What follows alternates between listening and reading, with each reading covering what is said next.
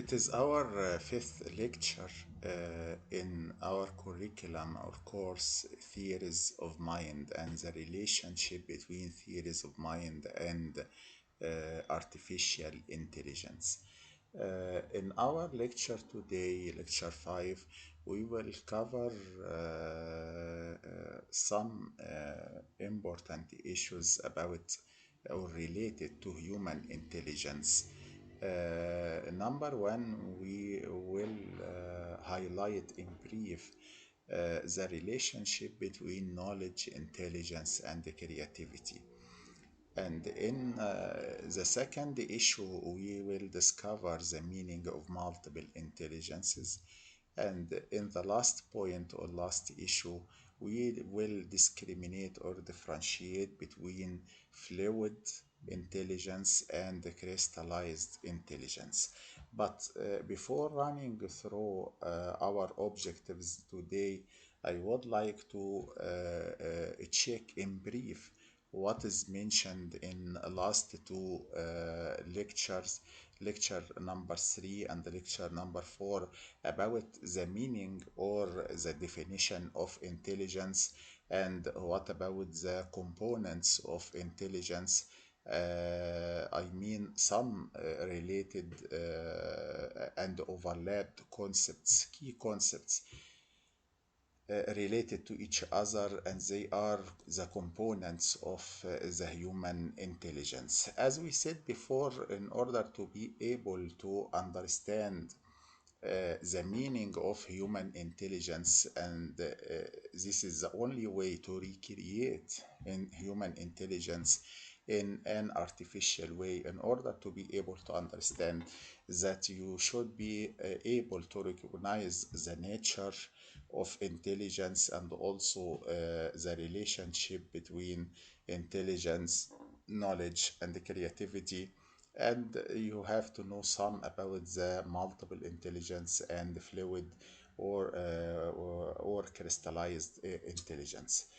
As we said before, intelligence could be defined as the individual's ability to formulate and use abstract concepts. Abstract concepts is an idea that people can understand, and as we said before, it has no physical form. So abstraction refers to the ability to identify, understand, and communicate abstract concepts. And this ability to understand, identify, communicate abstract concepts is significant element of human intelligence. And also, all natural languages have words for abstract concepts, and learning a new language allows an individual to acquire new abstract concepts and result in new thought processes. The examples of the abstract concepts such as love, freedom, all of these concepts has no physical happiness. All of this has no physical form, but you can understand, identify, and identify them through your mind. Abstract concepts, in contrast to concrete concepts, which refer to objects or events that are available to the senses, such as eye, nose, green, hot, walking, my hand, pen, pencil, all things that you can discover them, identify them using your senses, are referred to as concrete concepts.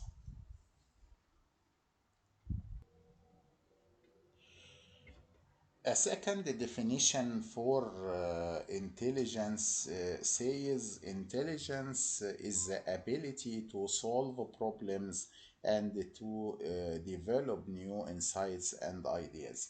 Insight means the capacity to gain an accurate and deep understanding of someone or something. And the ability to solve a problem is a core element in intelligence. It refers to your ability to come up with solution for a definite problem. And we have a sequence for this problem solving, and we have to differentiate between three kinds of problem you can deal with or you can face or encounter, such as they are simple problems, compound problems, and simple and compound problems are or can be solved by the standard approach. But the complex problem, which is the third type of problems, are dynamic in nature. So you cannot solve them without establishing new skills and new information or new data. So they are dynamic, and they are this kind of problem also is characterized by that they rapid is characterized by rapid appearance of new patterns, and also the presence of interactions that are difficult to comprehend. David Wexler defined the intelligence as the aggregate or global capacity of individual to act purposefully, to think rationally. I mean by rationally by reasonable or logic means or logical manner, and also to deal effectively with your environment. This is an indicator that you are very intelligent. Humphreys defined the intelligence as the result of the process of acquiring, storing in memory, retrieving, combining, comparing, and using in new context. Searlebert looked at the intelligence as innate general cognitive ability, and he mentioned that human intellectual competence must entail a set of skills of solving that will enable you as an intelligent person to solve problems or difficulties that you face in your life. Feinstein defined the intelligence as the change or modification, the structure of cognitive functioning to adapt to changing demands of life situations. So, the cognitive functioning or cognitive processes refers to the mental functions assumed to be involved in the acquisition, storage, interpretation, manipulation, transformation, and use of knowledge. And we already gave you some about the meaning of hot cognition, in which the theory of mind is considered part of the hot cognition. Hot cognition refers to the individual thinking that influenced by, affected by their emotional state. So hot cognition is cognition colored by emotion, and we have to know the difference between hot cognition and cold cognition. Cold cognition implies cognitive processing of information that is independent of emotional involvement. Other researchers have suggested that intelligence is composed of various processes such as perception, memory, reasoning, intention, generation of action, and attention. And as you can figure out now, perception is the process or result of becoming aware of objects, relationships, and events, and this can be done by means of the senses, and it includes activities such as recognizing, observing, discriminating. And these activities enable organisms, either we are talking about human or even animals, will enable the organism to organize and interpret the stimuli received into meaningful knowledge, and also will enable him to act in a coordinated manner. Among the key concepts included in the definition also reasoning. Reasoning means thinking in which logical processes of an inductive or deductive character are used to draw conclusions from facts or premises. And we differentiated between deductive reasoning and inductive reasoning. Inductive reasoning, it is the form, we can define it as the form of logical reasoning in which a conclusion is shown to follow necessarily from a sequence of premises, the first of which stands for a self-evident truth.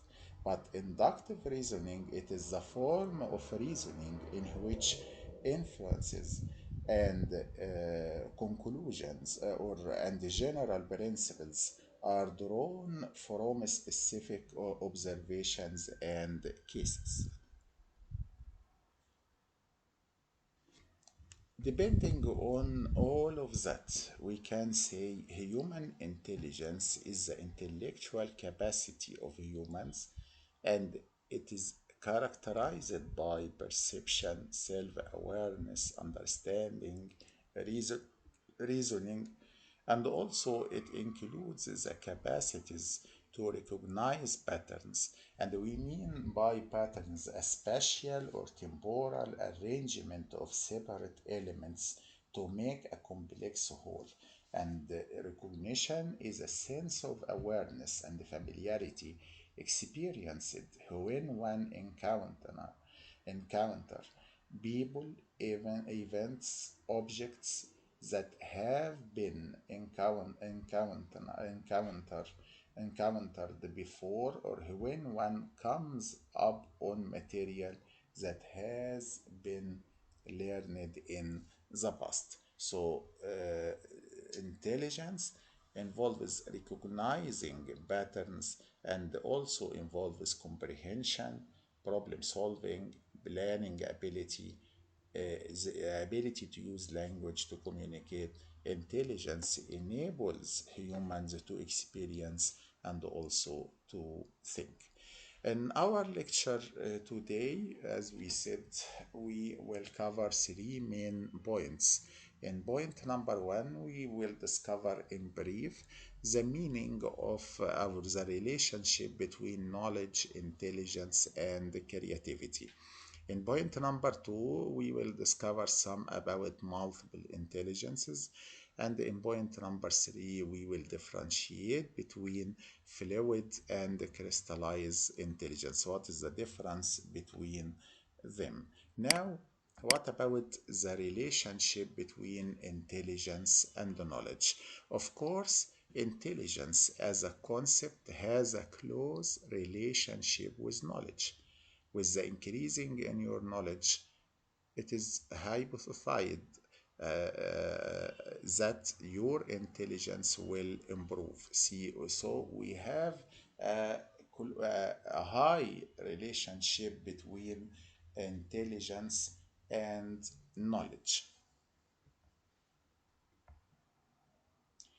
Usually, intelligence is defined uh, uh, is defined in terms of accumulating knowledge. Why? Intelligence is seen as the capacity to acquire and apply knowledge, and the knowledge is the familiarity, awareness, or understanding gained through experience or study. Depending on that, we have a relationship, a very high relationship between intelligence and knowledge.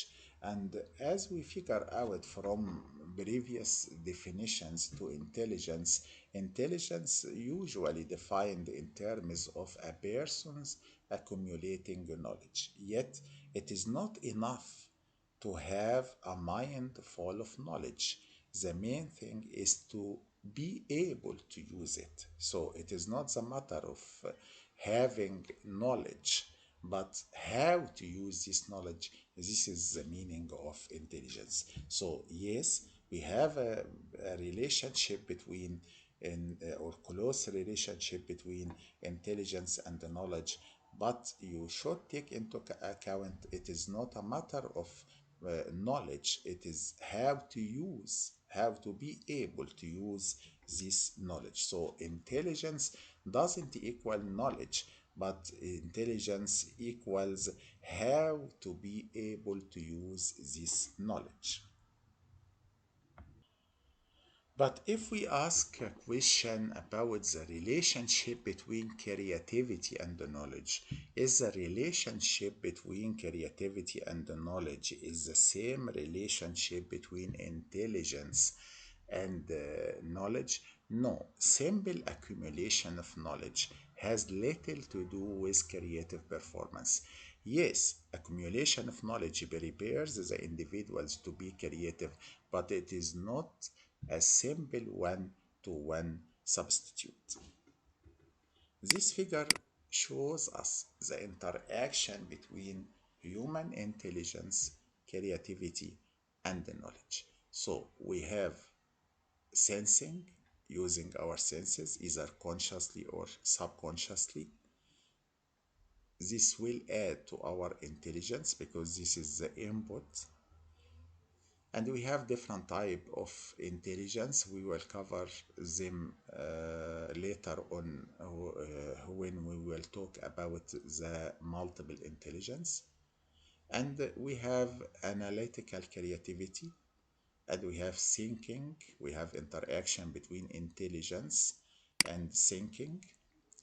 Then we have knowledge, which we can achieve it from experience or study. And in between the sensing and thinking, we have analytical creativity. This is the role of creativity.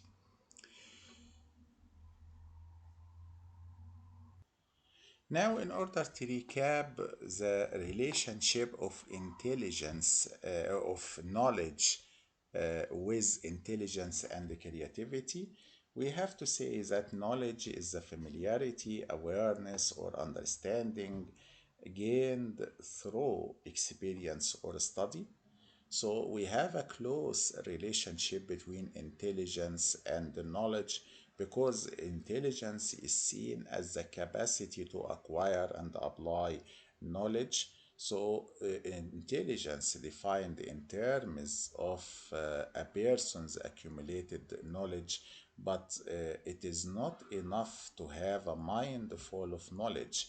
You should have the ability to use this knowledge. So the ability to use this knowledge is the intelligence. On the other hand, the relation between knowledge and the creativity is the same relationship between knowledge and intelligence because simple accumulation of knowledge has little to do with creative performance. Yes, of course, accumulation of knowledge prepares the individual to be creative, but it is not a simple one-to-one substitute. And this figure shows us the relationship between knowledge, thinking, intelligence, and sensing, either consciously and subconsciously, and creativity. Now, for a few seconds, try to reflect on this figure and try to think how to apply these relationships or this diagram in the in your major, I mean in the area of artificial intelligence. Please try to reflect on the figure.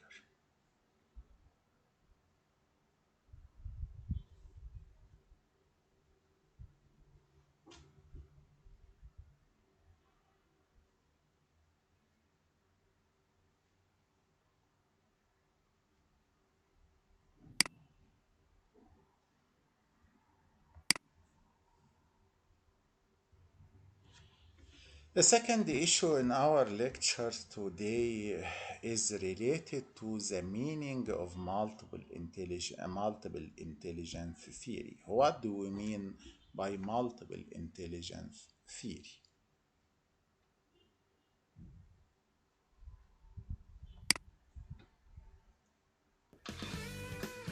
Hello, this presentation is by Abby Hutchinson, and I'm so excited to share this video about multiple intelligences. Alright, so first things first, what is multiple intelligence? What a great question! It is a learning theory that was suggested in 1983 by Howard Gardner. It's composed of 8 categories.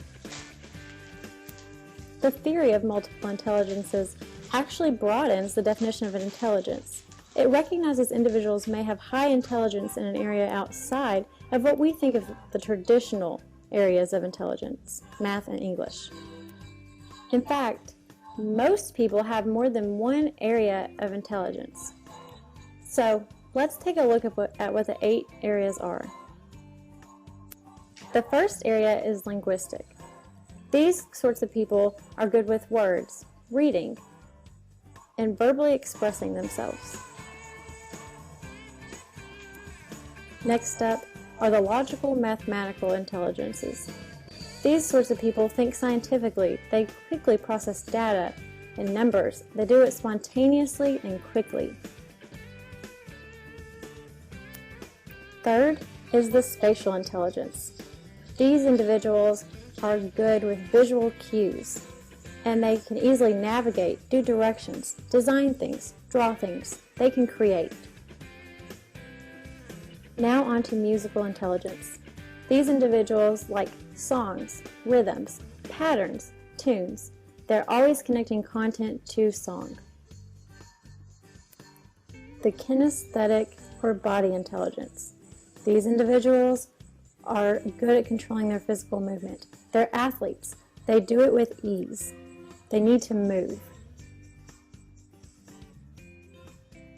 And we're on to interpersonal intelligence. These individuals are good at being sympathetic with others, or empathetic. They can perceive the needs of others and use that information to approach them. They work well in groups. Okay, intrapersonal intelligence is when someone can understand their needs and feelings very well. They take that information about themselves and apply it to making usefulness of the information about the rest of the world. Last but not least is the naturalist intelligence. These individuals understand the elements of the world, they love nature, and they learn easily looking at those sorts of patterns in the outside world. So, how do you use these things as a teacher? What do they mean to you? I'm glad that you asked. Alright, the different intelligences affect the ways students approach concepts and instruction that you give them in the classroom. Simply, teachers should address a variety of preferences and intelligences in their lesson plan. You should integrate different intelligences and the methods it takes to reach them. Okay, so does this mean that teachers have to make 9 different lesson plans for the same instructional time? No. It simply means to put all of the intelligences into the same lesson. Need some examples? Here's a few.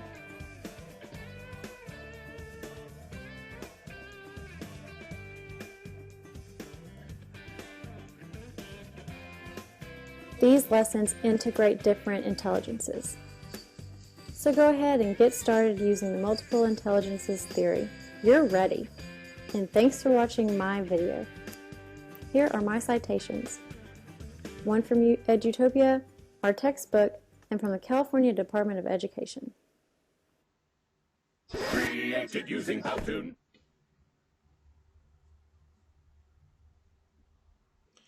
Of course, all the audience are very intelligent, I am sure you are. Yet, you are different in your intelligent behaviors. How come? How come to be intelligent, and there are very big differences in intelligence behavior? I think the answer to this question will be in the multiple theory intelligence, multiple intelligence theory. In this theory, we will discover the meaning of multiple intelligence, and that introduced by Gardner in 1991.